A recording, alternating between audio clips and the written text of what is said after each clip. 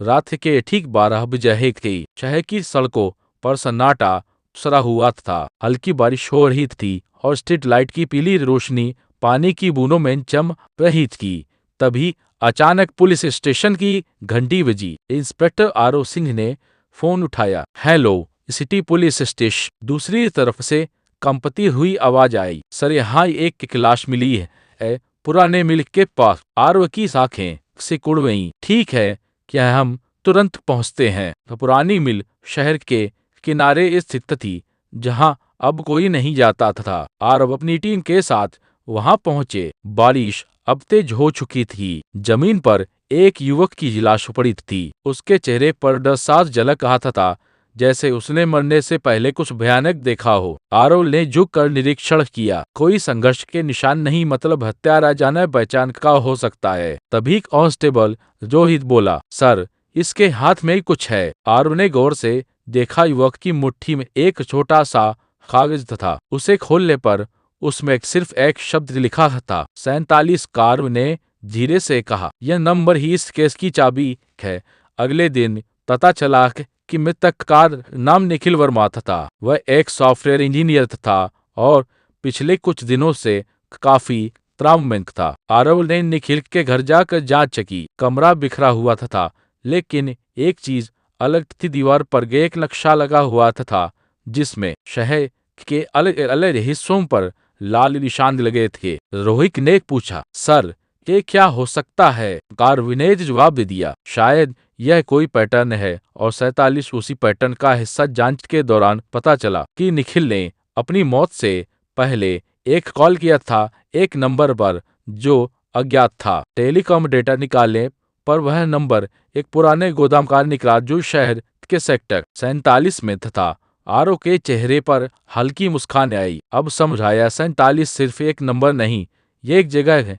Team तुरंत sector 47 के उस गोदाम पहुंची। दरवाजा आधा खुला था। अंदर घुसते ही उन्हें अजीब सी बदबू आई। चारों तरफ पुराने बॉक्स पड़े थे। तभी आरव की नजर एक कमरे पर पड़ी, जिसका दरवाजा बंद था। दरवाजा तोड़कर अंदर घुसे तो सबके होश उड़ गए। वहां दीवार पर कई तस्वीरें लगी थी और उन तस्वीरों में अलग अलग लोग थे, लेकिन उनमें एक चीज कॉमन थी, सभी लोग हाल ही में गायब हुए थे। रोहित घबरा कर बोला, सर, ये कोई सीरियल किडनैपर है। आरू ने धीरे से कहा, नहीं, ये इससे भी बड़ा खेल है। जांच अभी चल ही रही थी कि एक और खबर आई। एक और व्यक्ति की हत्या हो गई थी और उसके हाथ में भी वही कागज रहा था, 48। अब आरव समझ चुका था कि एक सीरियल किलिंग है और हर हत्या एक नंबर से जुड़ी है।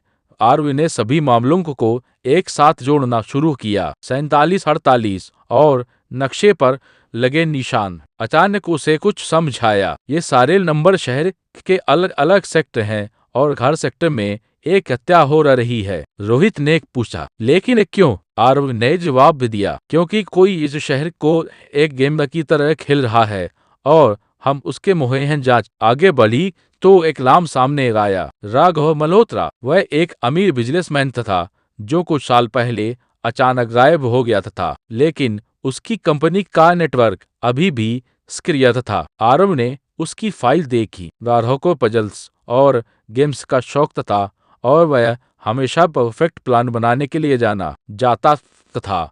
आरव ने कहा, यह सब उसी का कागज। वह इस शहर को एक गेम की तरह चला रहा। तभी एक और कागज मिला। इस बार उस पर लिखा था 50 या अंतिम 4। आरव समझ गया कि अगली हत्या सेक्टर 50 में होगी और वही आखिरी होगी। रात के 11 बजे आरव अपनी टीम के साथ सेक्टर 50 पहुंचा। वहां एक पुराना बंगला था। अंदर घुसते ही उन्हें आवाज सुनाई दी, आखिर तुम आ ही गए।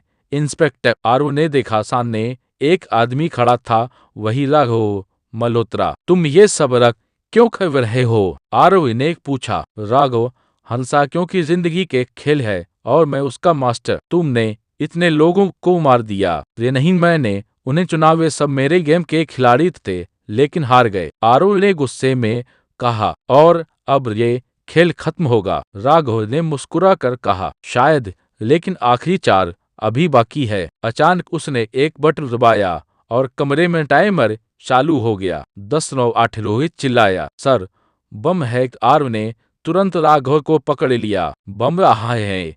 राघव हंसा। ढूंढ अगर मिल गया तो बच जाओगे। समय तेजी से खत्म हो रहा था। आरव ने पूरे कमरे को ध्यान से देखा। फिर उसकी नजर दीवार पर लगी तस्वीरों पर गई। अचानक उसे समझ आया, ये तस्वीरें सिर्फ फोटो नहीं, सुराग हैं। उसने एक तस्वीर हटाई।